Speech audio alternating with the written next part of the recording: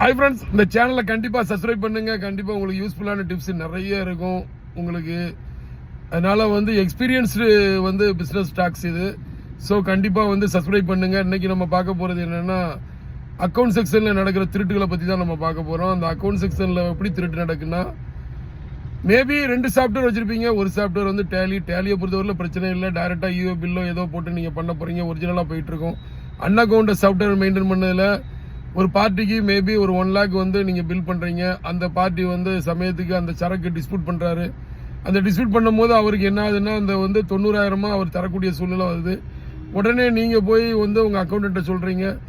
பிரியார்ல போய் நீங்க அதை ஆல்ட்ரேஷன் பண்ணிடுற அந்த பில்லுன்னு சொல்லி உங்க அக்கௌண்டன்ட்ல சொல்லிடுறீங்க. அந்த அக்கௌண்டன்ட்டும் ஆல்டர் பண்ணி உடனே ஒரு மெயிலில் உங்க கஸ்டமருக்கு அனுப்பிவிடுதாங்க.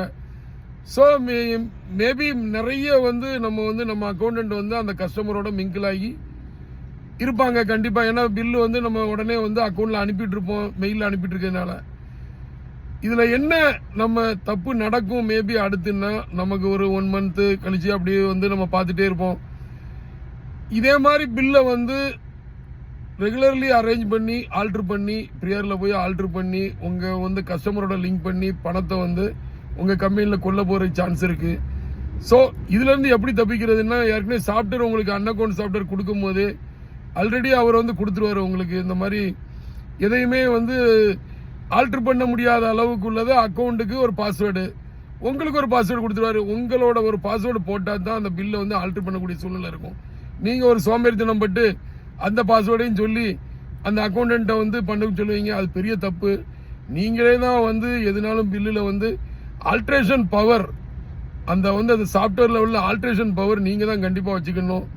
ஸோ அந்த ஆல்ட்ரேஷன் பவர் நீங்க வச்சுக்கிடக்கூடிய விஷயத்துல இருந்தீங்கன்னா, கரெக்டா இருந்தீங்கன்னா, உங்களோட கம்பெனி பணம் உங்களோடய இருக்கும், உங்களோட மணி உங்களோடய இருக்கும். எந்த விதமான திருட்டு நடக்காது. ஸோ இதை ஃபாலோ பண்ணுங்க. கண்டிப்பா உங்களுக்கு ஏர்ன் பண்ணுங்க, நல்ல பிசினஸ் பண்ணுங்க.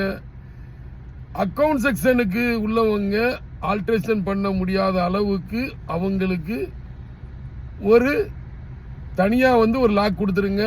அவங்களுக்கு தனி பாஸ்வேர்டு, நீங்க ஒரு தனி பாஸ்வேர்டு யூஸ் பண்ணுங்க. நன்றி. இதன் மூலமா பெரிய உங்களுக்கு அக்கௌண்ட்ஸ்ல உள்ள கொள்ளை தடுக்கப்படலாம். நன்றி. நான் விஜய் சேரன். மற்றொரு சந்திப்போம். நன்றி.